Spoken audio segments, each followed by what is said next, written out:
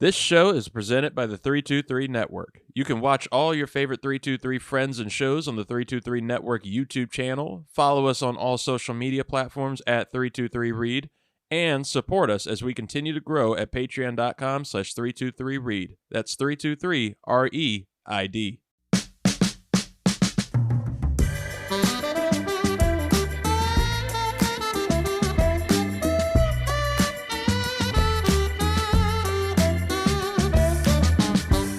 Ladies and gentlemen, welcome to the 323. I am your host, Reid Murphy. Scott Ellia, the 323 College Shame Day, is here. And Scott, we have a big show. It's a big show today. We're just doing a little bit of an intro. Is there any excitement, any hype that you want to give for this mysterious guest that we have today? I can't even put into words how the excitement. I haven't felt this kind of an adrenaline rush since the birth of my first child. The second one was okay because I knew I was getting myself into. But when we have somebody on the show of this kind of stature and notoriety within not only the sports world but just in the NFL itself, it can be pretty daunting. Yeah, knowing what's ahead of you. As football addicts, this is like the get of gets. This dude is a Hall of Famer. He is an icon. We have Dick LeBeau on the show today, folks. You cannot miss this interview that we have coming up. I don't even want to call it like nervousness, but this is like of like people that we could get as a defensive, like especially a defensive nerd for football. Like Dick LeBeau is that dude. He is an icon of the sport. Yeah. And it looks like we got him in the studio here. So we will let him on in. We will talk to you all on the other side. All right. Hello, Coach. Hello, Reid and Scott. How you doing? Doing fine. How are you doing today? Doing great, thanks. I'm doing without pretty much, but other than that, I'm doing great. Football addicts, this is the episode for you. Dash, our favorite fan, elementary school football and Baltimore Ravens junkie. This is going to be a conflict for you because our guest today is a true legend of the sport, inducted into the Pro Football Hall of Fame as a longtime Detroit Lion, but could go in again one day as one of the greatest defensive coaches in the history of this sport. His new book, Legendary, which covers the 2008 Super Bowl winning Pittsburgh Steelers in his famed zone blitz defense, along with his 6 decades in the NFL. It's available wherever books are sold. We're very honored to welcome Coach Dick LeBeau to the 323. Coach, thank you for being here, sir. Thanks for having me, Reid. And Baltimore fans, they don't have to look down at me, man. We respect the heck out of them, and I think they respect us. It's a great rivalry. That's what I've always loved and appreciated about these two teams. Like I'm a Washington Commanders fan, so it's just a little bit of a beltway rivalry with Baltimore, but the class between the two organizations, the loyalty between the two organizations and everything, like the heart, the push that your two teams would put into each game was incredible. And Coach, you've been a part of so much great NFL success. You've been around and coached so many legends of the game, coached against so many legends of the game. Your book, Legendary, it's about the 2008 Steelers. What was it about that 2008 squad? Outside of just the Super Bowl. I know y'all won the Super Bowl, but there's always something, there's something there's a spark there. What was it that was so special and inspired revisiting with such a deep dive, enlightening breakdown? Well, in every coach's vocabulary, you'll get the phrase, a family is a team and a team is a family. And for some people, you'll hear that, but it's just lip service. And they're not going to live it in their lives and practice it in their daily existence. This group, the 2008 defense, was the most together family of men that I've ever been around. And particularly with the way that they played defense and were always so much in tune with one another. one of the salient points of being an effective defense is you cannot give up big plays. That's something I figured out a long time ago. How to do it took me longer, but this group of athletes, they led the league in fewest amount of big plays yielded for a huge amount of years, as long as we could keep them together. And the reason for that being, there just was no weak place on the defense. There was nobody you could say, well, if we can get this guy isolated, we can do this and do that. It wasn't going to happen. And yeah, sure, did they get blocked every now and then? Yeah, but you couldn't block two of them side by side, so there was never a real what you call a hole, because the other guy would always show up there. And they were particularly gifted in that ability, and there was a bond with them. James Ferrier was their captain, and he was pretty proactive in getting them together. They would get together every Thursday night and do something, whatever it was. But they lived off the premises of the football facility, and they shared life together. Troy is Ryan Clark's kid's godfather. Ryan is Troy's kid's godfather. Troy's kids call Ryan Clark Uncle Ryan. Ryan's kids called Troy Uncle Troy. I mean, they were a family, and they performed together. It was like a sheet of symphonic music. And it was just pretty to watch. And our secondary could tackle. And that's another key ingredient in not giving big plays up, because if they ever did manage to get the front seven blocked, which was very rarely, somebody in that secondary was going to get them on the ground. Usually it was a Troy or Ryan, but quite often it was a corner, Ike Taylor or Bryant McFadden or Deshae Townsend. They were all just great tacklers, and they were special. And I was a statistic guy, and I'm always kept track of what was good enough and what wasn't. Something that I could discuss with our players, could hold up a video of their performance and say, this isn't good enough, and have some data behind it to base it so that they could get their teeth into where we had to get better. Or if they were doing really well, I could support that also. And this particular group, as we went through that 2008 season, they were number one in everything. And I think out of my key 11 categories, they were number one in 9 of them. I've never seen anything like it, and not since either, I might add. Teams can be pretty strong in this area, but a little lagging in another. And we had a considerable amount of categories that we took into consideration. And again, just trying to give them meaningful goals. And this group, they set a standard that I don't know that's ever going to be equal again, especially the way they play defense in the NFL today and the way they throw the ball around. But they certainly were not historic in when they were located, because 2008 is, older, longer seasons than but no one's come close to these numbers since then. So I think it's going to be pretty tough for people to get them. But that was the purpose of writing the book, so that what they did will be down in black and white print. People, Steeler fans or football fans, can go over and say, man, this must have been a pretty special group. And I didn't quit coaching until I was 80, so it took me a while to get around to writing the book. That's why it's a little later coming out.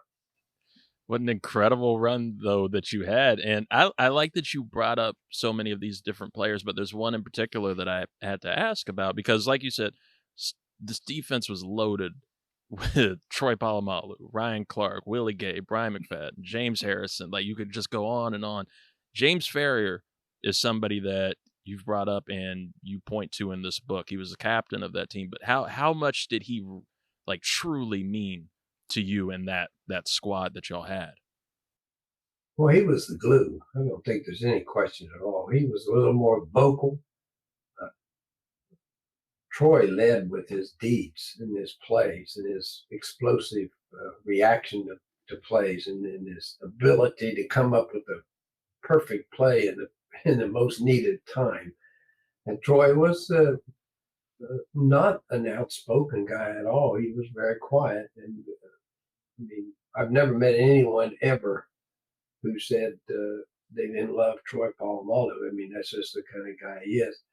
But James Ferrier was more or less the voice of the defense.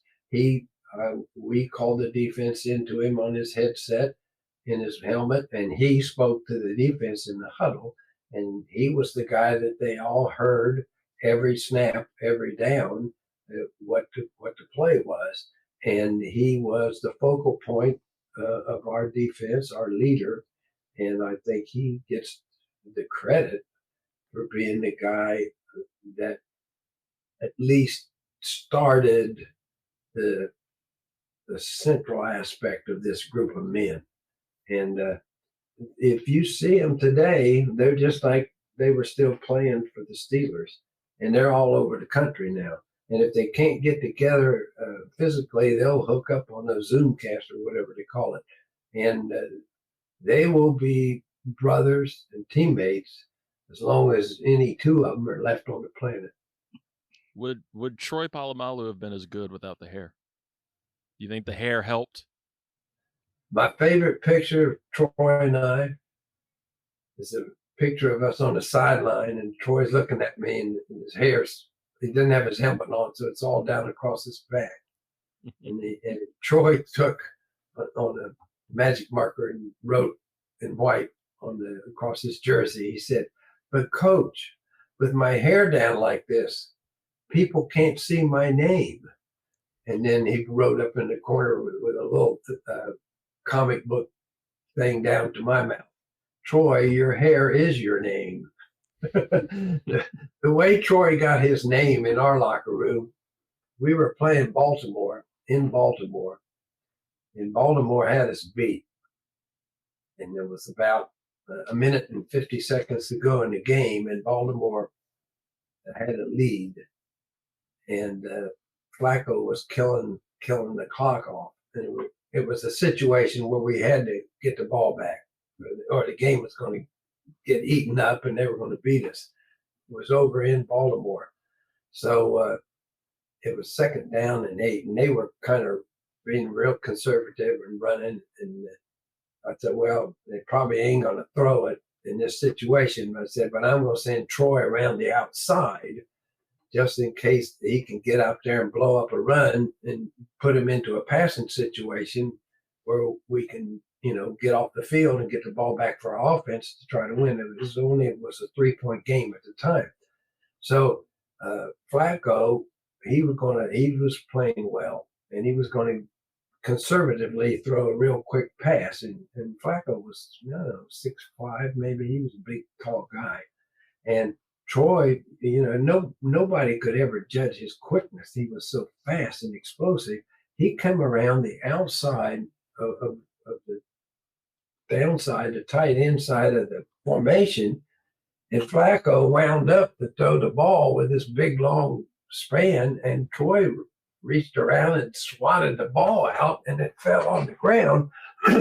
And Lamar Woodley picked it up and ran it down to the 3-yard line, and in 2 downs the offense ran it in, and we won the game by 4 points.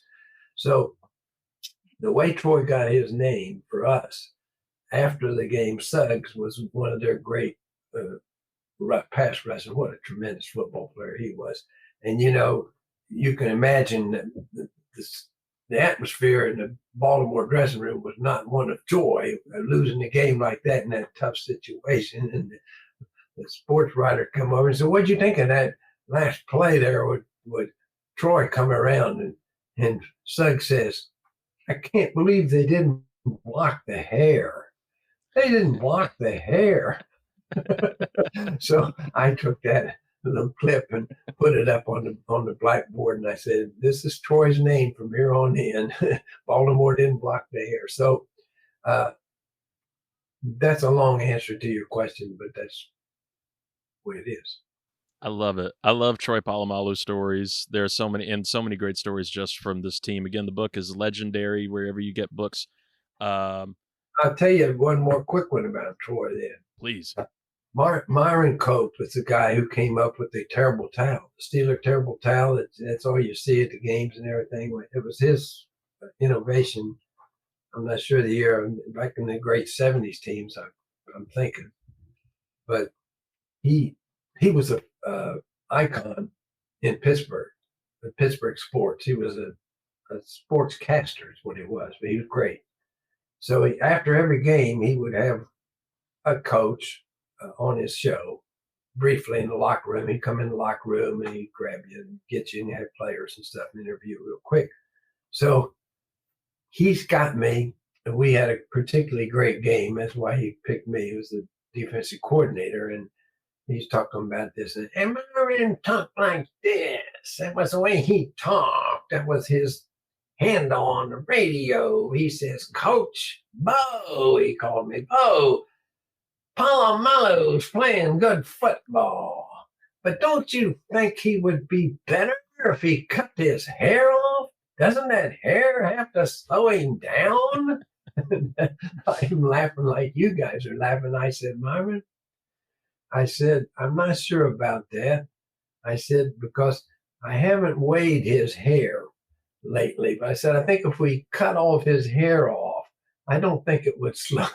We're getting too much weight off of him." Actually, Totem. Actually, I personally liked him with the long hair, because one of the few times he usually wore it tied off and wadded up, but he would blow it down for the games. And every now and then an opponent would yank on it. Technically, if you got something hanging out of your helmet that's not your helmet, it's not illegal to grab it. Nope. And that would aggravate Troy to no end. So I would always hope, if Troy hadn't made a great play by a half a quarter, someone would yank on his hair somewhere. And then every now and then I'd say to Ryan, "Ryan, sneak in there in the next pileup and yank on Troy's hair." I said, "We need to get a couple plays out of him." It's apocryphal, but it's a good story. No, that's really funny. And Coach, the kind of the undertone to a lot of your stories is that really tight knit family kind of atmosphere that you've talked about, especially with that 2008 squad, and that players to this day being really close and tight knit. For me, being a single father of two little girls, doing this, every chance I can, and working full time and going back to school, it's really, I found that it's almost impossible to spread yourself to where you need to be the most. I've always heard coaches like Joe Gibbs and Jimmy Johnson describing how rigorous and obsessive coaching in the NFL can be, and kind of how that toll can take on one's personal life, to where, coaches will be sleeping in their office overnight, studying film, and to counter that, your old coworker, Bruce Arians, he recently talked about having to learn how to prioritize his family and trying to teach the importance of a balance to the coaches on his staff, both in Arizona and Tampa. Coach, how did you manage your work and personal life balance over the years? And, did you have to develop certain disciplines in order to even have a balance? Well, I was blessed to have a great woman who was a mother to my child, and she took on the burden of raising our son pretty much, and did a wonderful job. He's 45 now, and he has a wonderful family of his own, and I was just lucky enough to have a partner in life to do that, because there's no question about it.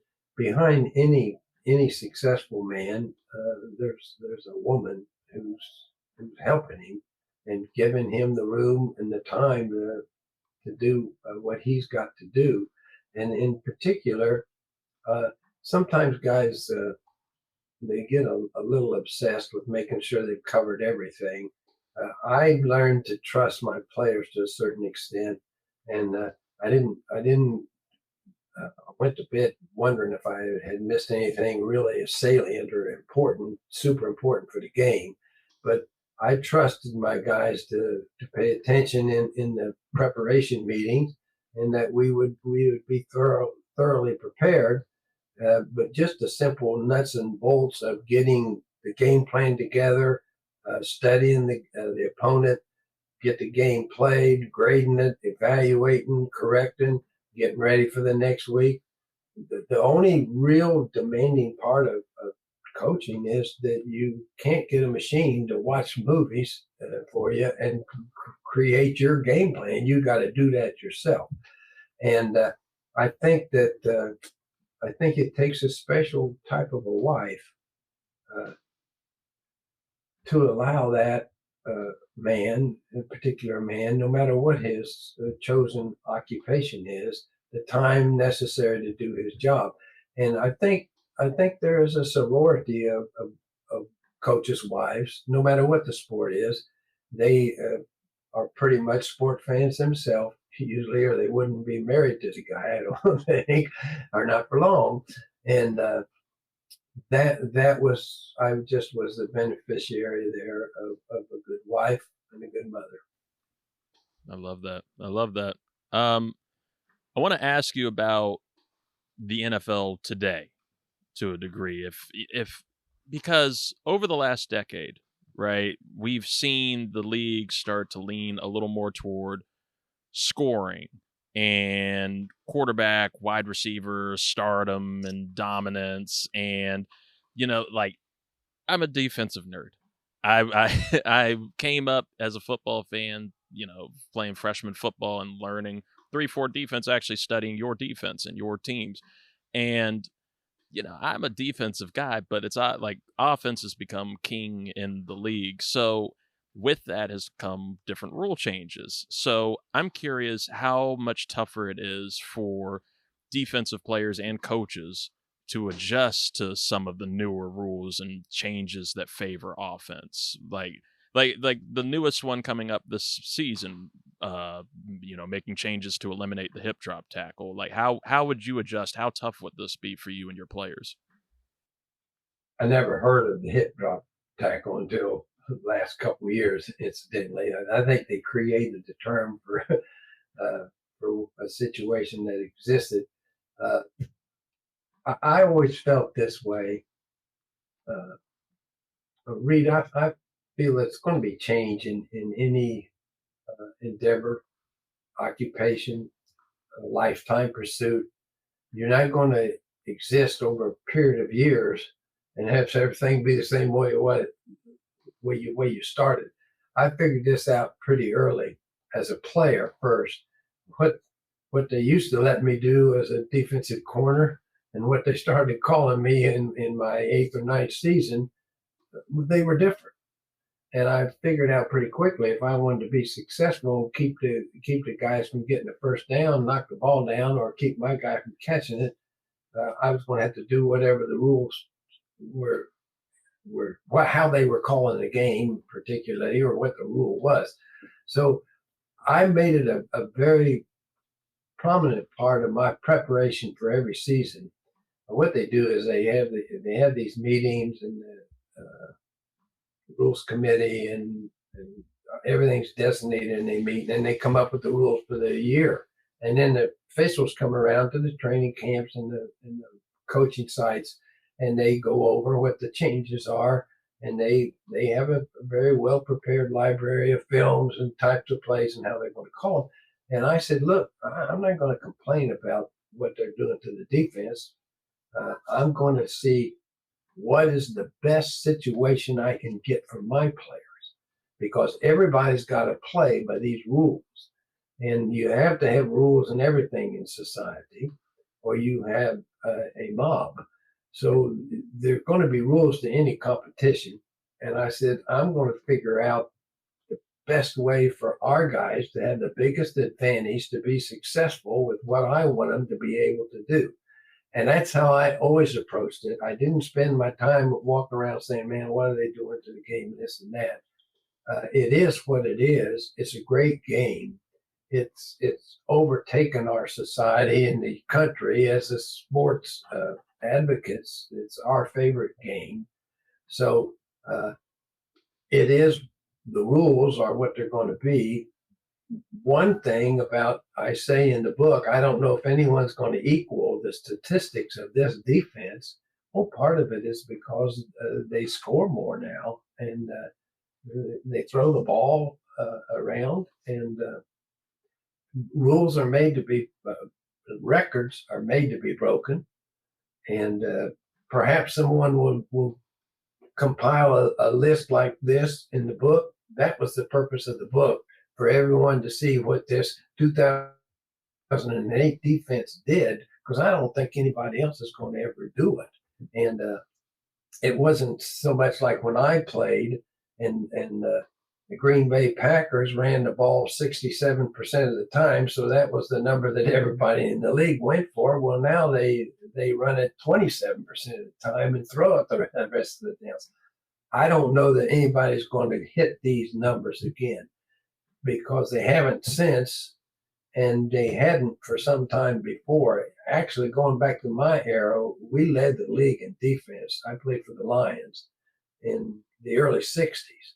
And the numbers that I put in this book for the 2008 Pittsburgh Steelers were about the same daggum numbers as what we gave up in 1963. So you can see it was kind of special. Well, it was purpose for the book, really. It is a fantastic book. It's almost a Bible for the football addicts out there. You need to get this book, Legendary, available wherever books are sold. Coach, we have a good friend of the show, a Steelers junkie, Jeremiah Fletcher. He nervously says hi, but he also wanted us to ask, 2010, right? Super Bowl 45, and had Troy Polamalu been healthy that season, do you think the outcome would have been different and stacked up with this 2008 unit that's featured in Legendary? Well, they're talking about the game that the Green Bay beat us. Yeah. Yeah. I remember that game. First of all, they had a great quarterback who's still playing, I might add. And I knew if you get to the Super Bowl, you're going to be playing against a great quarterback. I mean, that's a given. And we had just come through in 2008, winning a last-second game, which is highlighted in this book, with Roethlisberger, a great quarterback, against Warner, who's a great quarterback. And I can remember on the sideline, they had the ball, Green Bay had the ball, and they were moving the ball, and I think they had a 3-point lead. And I said, if we can just keep them to a field goal, Ben's going to come back and win this again, just like he did down in Florida against Arizona. And we did get them stopped, and they did kick the field goal. And I right up until the last second, when he didn't convert the first down to keep the ball, I thought we were going to win that game. Now, I don't remember a lot of the particulars because we wrote the book about the 08 game, which we won, naturally. But it was a one possession game. If we score on that, we win it. If they stop us, they win it. And most, not all, most Super Bowls come down to the one possession. As if you think about it, men, most NFL games come down to that. Who scores last in that fourth quarter wins the game, because the competition is so evenly matched. But in the championship games, they're really evenly matched, and both teams are accomplished or they wouldn't be there. So to answer your question directly, I didn't think we were going to lose that game up until the very last series of downs, when we lost control of the ball and Rodgers could go out there and kneel. Then I realized that we weren't going to win it. But do I wish it had been different? Yeah. I remember that Rodgers dropped the ball in over Ferrier's shoulder on the most beautiful pass I've ever seen in my life. And when people make plays like that against you, sometimes it's just not your day. I do remember that in that game. It's wildly annoying when quarterbacks are doing that against the team that you're rooting for in a game. Roethlisberger had that. Roethlisberger had that kind of Gift, reputation with me. It would annoy the hell out of me. excuse me for interrupting, but if you notice, gifted quarterbacks are pretty damn good at putting that ball in the place they want it. Strangely. Yeah. I want to go back to '08 real quick and ask just how excited, because I know how excited everybody in the room was. It's one of the one of my favorite Super Bowl memories of James Harrison with the immaculate interception and that pick six. I know he was wildly out of breath. How out of breath were you celebrating with that? I wasn't celebrating. I was tremendously thankful. If you remember on that play, they had the ball down on about our 2-yard line. We'd led the whole first half. If they score, they were going to get the lead at halftime. And if we could hold them to a field goal, we were going to come out of there at halftime with an even game. And all I was focusing in was keeping them out of the end zone. And next thing I look up, and Warner turned that pass loose, and James jumped right up in between him and the receiver and picked it off, and he took off running. And my first thought was, I've always taught anybody who's not a defensive back, if you get the ball in the end zone, kneel on it, man, because probably more bad things are going to happen to us than good if you try to run, and especially in that situation with no time left in the half. So I started, of course, there's no way he could hear me. I was about the 50-yard line, and he was at the goal line. Get on the ground, James. James, get on the ground. Well, here he come out with it, and our guys rallied, and he started blocking. Well, the time he got to me, I was down to about the 20-yard line. But then when he was coming by me, I said, run, James, run. But that, to me, is the greatest defensive play that I've ever seen in football. Of those people on the field, we had 11 defenders. One of them had the ball under his arm, and the other one was chasing an out on the other side of the field in his coverage. So that left 9 guys that were anywhere near the vicinity, and all 9 of those players got blocks. And a couple of guys got 2, and one guy got 3 in that, because James didn't. It was no short run.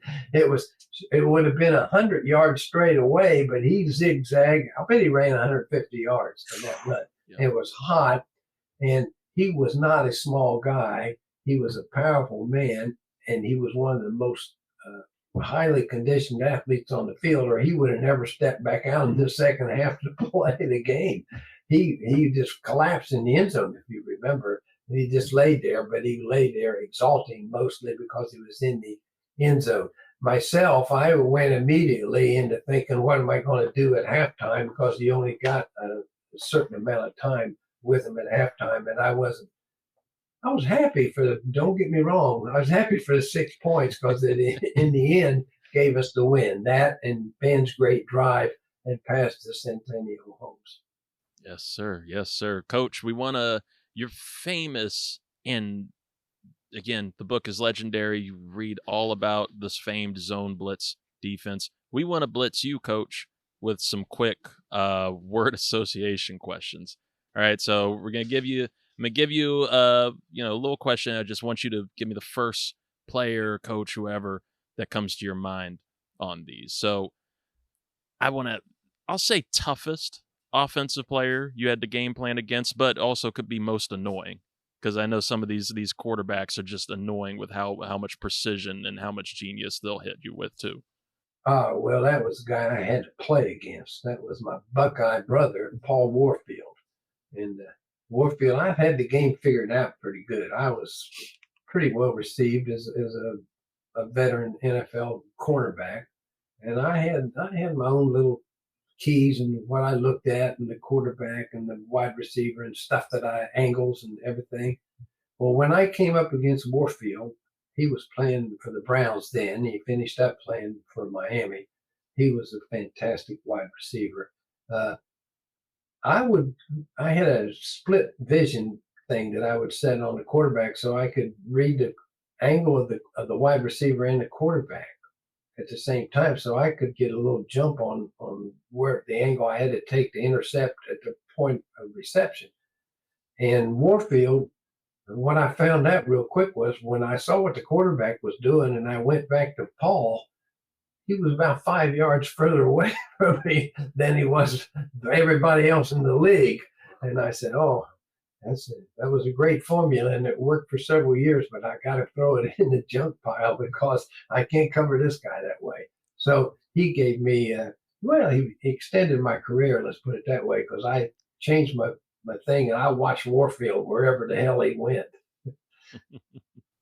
I view most defensive players as absolute madmen. Like the ones, especially the ones I played with, crazy. Could go like full psycho if they got to get into that headspace. What was the craziest player that you ever coached? I think not having complete control of your faculties is an asset to any defensive player. I always look for that as a coach, because the guys that I was in the huddle with when I was playing, and that's a long time ago, but I don't think it's ever going to change. I don't think you want to have too much worry about your own personal safety to be a real good defender. It's true. Was there any in particular? James Harrison struck me as one of the wildest dudes that I've seen. James was more like an assassin, man. He was expressionless, but he had a look on his face that said, "Stay away from this guy if you can." Man. Probably the most frenetic was Troy. I mean, he just with that hair flying around and the way he could go from point A to point B. I don't think I've ever seen anybody before, during, or since him with that ability to just, I mean, the whole stadium would watch him, and you could tell he was going at a different speed to everybody else. And of course, the hair flying around didn't hurt anything either. But most defensive players are pretty enigmatic, I guess would be a good word for it. Who's a defensive player today that you'd be most excited to coach? I spend more of my time thinking about how blessed I was to have the great athletes that I coached. I don't like to start naming people because there were so many. My first job with the Pittsburgh Steelers in the defensive backfield, I had Carnell Lake and Rod Woodson as starting two of the starting four positions. Well, these guys are once-in-a-lifetime players, and I had them both in the same second. And guess who was a pretty good defensive backfield coach? Coach LeBeau, because of those guys. And with Troy Polamalu, who, to my money, is the most exciting player that ever played, his running mate to have joined at the hip was Clark. And between Clark and Polamalu, you had the exact perfect match of safeties that gave us the best safeties in the league for about 8 or 9 years. And that's why nobody could get big plays on us, because everybody knew where they were going. And to have them both on the same team, and excuse me, you were asking about a current player. Well, those guys to me are all current in my mind. They played when I coached, and I'm still here. But those particular great players that I've had over the years, there's always be first in my mind. The other guy, if he's not wearing my uniform, I ain't paying much attention to him. That's the way. Yeah. Coach, in a counterpoint, Reid's kind of question. Now, are there any offensive players today who you would absolutely hate to have to game plan up against? Any current players? Yeah, that's not going to change. Whatever the sport you're watching, there's going to be special guys that are a little bit better than anybody else on the planet, and it's not going to take the most trained eye to discern this, and that's why athletics are a popular pastime for us. We like to watch them. We can see wonderful athleticism and scheme plays devised and ways to defend against, no matter what the sport is we're watching. So if you just look at the statistics at the end of the year, what quarterback completed the most passes, what receiver caught the most ball. I mean, you can look at their records, and they'll tell you who's a little bit better than your average great player. They're all great players, and I would respect all of them. I always felt this way when I was asked about who do you want to not play against. I respect everyone. I don't fear anybody, because if our guys take their key and play the defense, it'll hold up against them.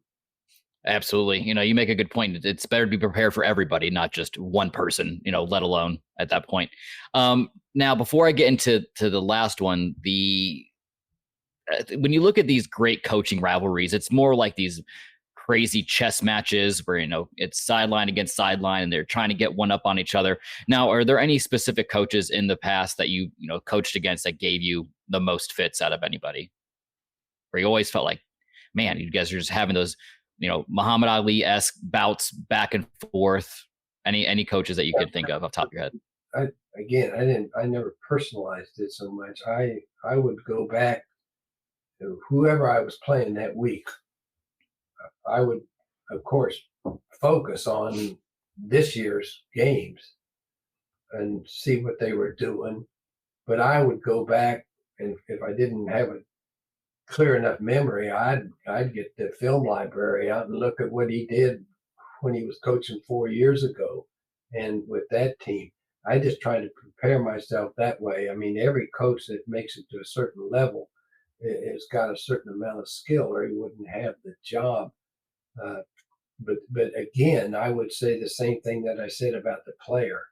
If you look at the teams who are producing offensively, defensively, or whatever, they've got a good scheme, and somebody's put together a good program. Not only that, but he's sold his players on investing into putting all their energy into applying this strategy, whatever it is.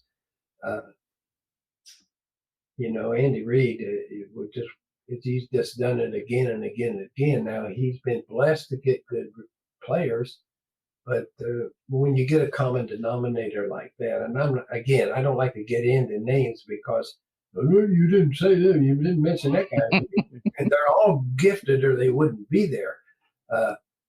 But you look at the numbers, and I've been a statistics guy all my life, and particularly in professional football. They're going to tell you who's throwing it, who's catching it, who's scoring the points, who's getting the sacks, and it's going to be there for you to watch.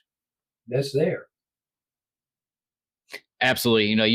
I think the NFL, these NFL coaches and players are, the cream of the crop. You wouldn't be good if you weren't there.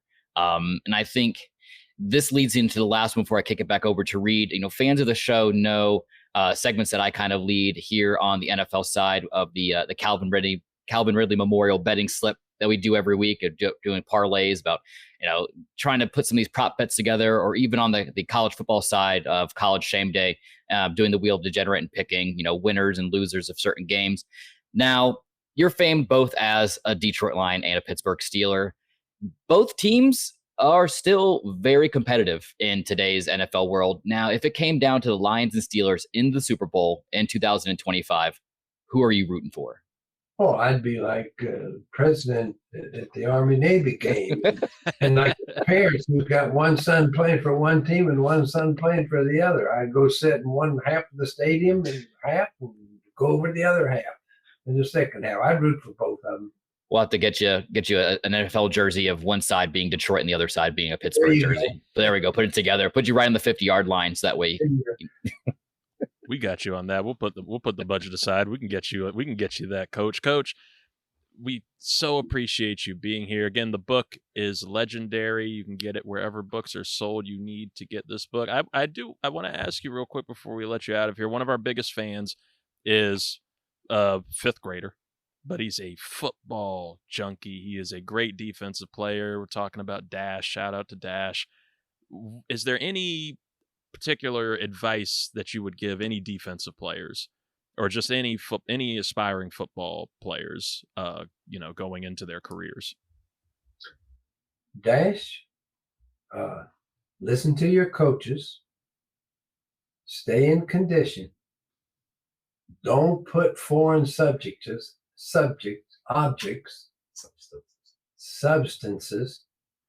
into your body. Take life at its normal speed. That's plenty fast enough. Train. Do this. If it's good for your overall conditioning, do it. Make it part of your habit. If it's not good for your overall conditioning of your body, don't do it. Don't let it inside your body. Listen to your mom and dad. Help your folks around the house. Be a good American citizen. Play by the rules. And focus on conditioning and studying in school so that you can learn all the plays and all the assignments that your coaches are going to ask you to do. And then just give all you got. And when you get done playing that day, you can say, I played as hard as I could, did the best I could. Win or lose, get ready for the next play, the next game, son. Love it.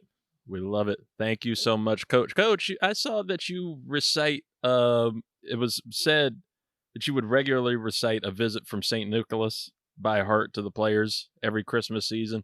We'll obviously have you back, right, for around Christmas time to recite it to us. Get our crew hyped up. I do it several times still, so it wouldn't be anything new. We'll see.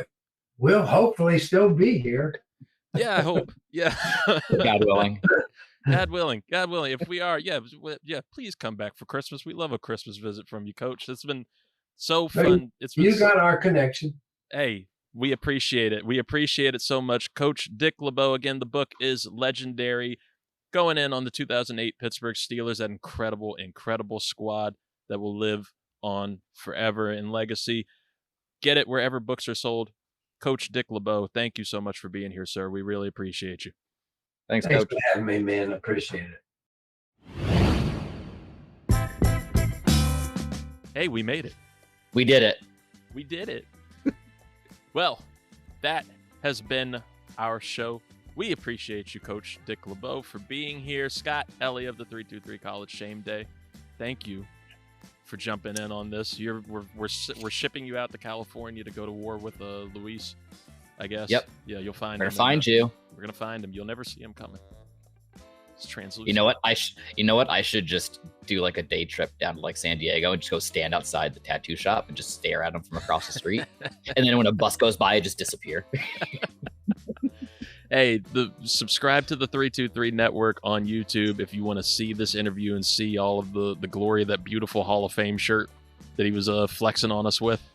I was about to say, where can I get one? I was going to ask if I can get one. Right. If he has one next one just laying around. Yeah, send us one. And hopefully we can get him for, Ricks versus Grit. It seems like he liked us.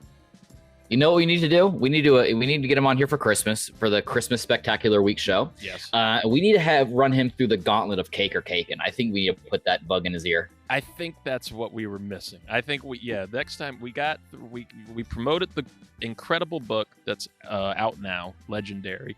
Next time he's coming on, we're just hitting him with cake. We need cereal talk because I feel like he's got some good hot takes on cereal. Right. And of course we need the reciting of a visit from St. Nicholas. If the Steelers players can get that, I mean, we deserve that. Right. We're better. I mean, Troy Polamalu, we love you. Ryan Clark, we love you. But yeah, I mean, we could have beat them. Probably. I could have chased down James Harrison. I could have gotten him. The delusional Olympics coming soon. Hey, for the 323, I am your host, Reid Murphy. Again, the 323 Network on YouTube, at 323 Reid on all social media, at 323 College Shame Day. As we're getting into college football season. Oh, God, I'm so excited. Seven Saturdays. Oh, 7 Saturdays. Coach LeBeau, he helped that itch. He helped scratch that itch. Hey, for the 323, have a great one, everybody. Stay safe. That was a great addition to the end before I hit end record.